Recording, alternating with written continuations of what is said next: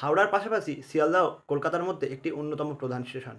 এই স্টেশনের নামকরণ নিয়ে আমাদের অনেকেরই অজানা। কিভাবে নামকরণ হলো শিয়ালদা স্টেশনের, জানেন? জানতে হলে সার্চ করুন স্টোরি স্টেশন বাই স্বরূপ বেজ এবং চ্যানেলটিকে সাবস্ক্রাইব করে দিন। শিয়ালদা স্টেশন সম্পর্কে লেখক হ্যারি কটন তার লেখা ক্যালকাটা ওল্ড অ্যান্ড নিউ বইতে বলেছেন, 1757 সালের আগে এটি ছিল উঁচু বাঁধানো পথ যা পূর্ব দিক থেকে আসছে। আবার ভাষাবিদ সুকুমার সেন বলেছেন, শিয়ালদা নাম এসছে শ্যাওলায় ভরা দেহ বা শৈবাল দহ থেকে। আবার অন্যদিকে শহরের ইতিহাসবিদ পি থাংপান নায়ারের মতে, প্রাচীনকালে কলকাতার এই ফাঁকা জায়গাগুলো ছিল জলাভূমিতে ভরা। এই জলাভূমিতেই দ্বীপের মতো কিছু জমি ছিল। অনুমান করা যায় এই শিয়ালদার পূর্ব নাম শিয়ালডিহি ছিল। এখানে প্রাচীন অভিধান অনুযায়ী শিয়াল কথার অর্থ শিয়রে বা পূর্ব দিক এবং ডিহি কথার অর্থ গ্রাম। শতানুটি, গোবিন্দপুর এবং কলকাতা, এই তিনটি গ্রাম নিয়ে কলকাতা শহর গড়ে ওঠার পর শিয়ালডিহি থেকে কালক্রমে শিয়ালদহ কথাটি এসছে।